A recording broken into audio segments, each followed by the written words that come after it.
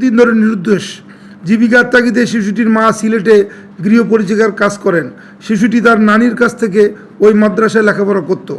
গত কিছুদিন থেকে শিশুটির মা শারীরিক অবস্থার পরিবর্তন দেখে 18 April 2026 modern diagnostic centre Madan নেত্রকোনায় চিকিৎসকের শরণাপন্ন হলে শিশুটি 7 মাসের অন্তঃসত্ত্বা বলে জানা যায়।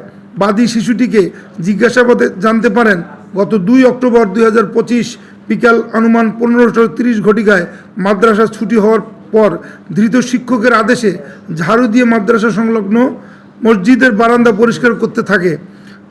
সেই মুহূর্তে ধৃত শিক্ষক শিশুটিকে তার কক্ষে ডেকে নিয়ে জোরপূর্বক তার ইচ্ছার বিরুদ্ধে ধর্ষণ করে বলে বাদী অভিযোগে উল্লেখ করেন।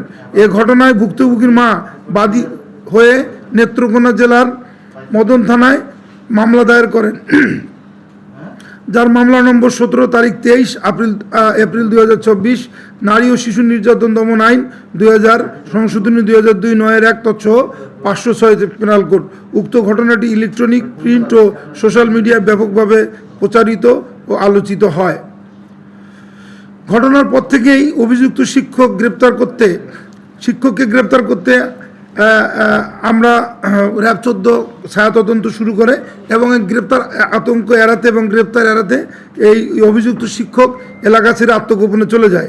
এরই ধারাবাহিকতায় গোপন সংবাদের ভিত্তিতে সদর কোম্পানি র্যাব 14 ময়মনসিংহের একটি চৌকস আভিযানিক দল 6 মে 2026 খ্রিস্টাব্দ ভোর আনুমানিক 4:15 ঘটিকায় ময়মনসিংহ জেলার গৌরীপুর থানার সোনামপুর এলাকা থেকে অভিযুক্ত আমানুল্লাহ মাহমুদ আরাফি ওরফে সাগরকে গ্রেপ্তার করতে সক্ষম হয়। পরবর্তী আইনানুগ ব্যবস্থা প্রক্রিয়াধীন রয়েছে। আমরা জিজ্ঞাসাবাদ করেছি তাকে, বা পরবর্তীতে তদন্তকারী কর্মকর্তা তাকে রিমান্ডে নিয়ে জিজ্ঞাসাবাদ করতে পারে। আমরা প্রাথমিক জিজ্ঞাসাবাদ করেছি, সে খুব বেশি কোনো কিছু বলেনি। ডিএনএ টেস্টের প্রয়োজন হলে অবশ্যই আদালতের পারমিশন সাপেক্ষে তদন্তকারী কর্মকর্তা অবশ্যই সেটা করবেন। তদন্তের সাথে যা যা করা দরকার আমরা কিছুক্ষণের মধ্যেই এই আসামিকে সংশ্লিষ্ট থানায় হস্তান্তর করব।